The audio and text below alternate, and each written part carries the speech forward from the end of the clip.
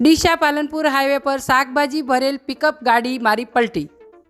Deesa Palanpur highway પર શાકભાજી ભરેલ પિકઅપ ગાડીએ પલટી મારતા રોડ પર શાકભાજીનો ઢગલો થઈ ગયો હતો।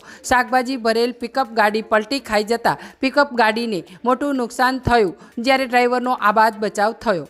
મળતી માહિતી મુજબ પાલનપુરથી ડીસા તરફ આવતા ચંડીસરથી આગળ અગાઉ ઓઇલ ભરેલ ટેન્કર પલટી મારેલ, ત્યારે ઓઇલ રોડ પર ઢોળાતા હાઈવે પર ચિકાસ જામી ગઈ હતી। હાઈવે ઓથોરિટી દ્વારા આ રસ્તા ઉપર ચિકાસ દૂર ન કરાતા છાસવારે નાના મોટા અકસ્માત થતા હોય છે। ત્યારે જોવા જઈએ તો એ જગ્યાની આજુબાજુ 3 મહિનાની અંદર 15 થી 20 બાઇક સવારો સ્લીપ ખાઈ જતા 2 લોકો મોતને ભેટ્યા હતા અને નાના મોટા અનેક અકસ્માતો થવા પામેલ છે। ત્યારે હાઈવે ઓથોરિટી આ રસ્તાને સમારકામ કરશે ક્યારે?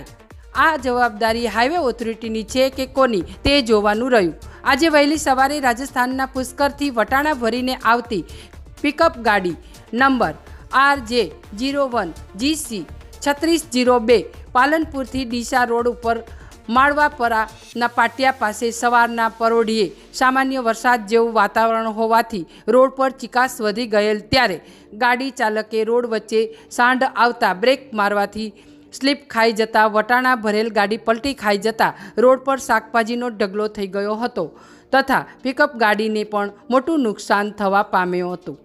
અકસ્માતના પગલે ડ્રાઈવર જ્ઞાનચંદ રાવતને સામાન્ય ઈજા થવાથી 108 મારફતે સિવિલ હોસ્પિટલ ખાતે સારવાર માટે ખસેડવામાં આવ્યા હતા। Bureau report, state news, Banaskantha.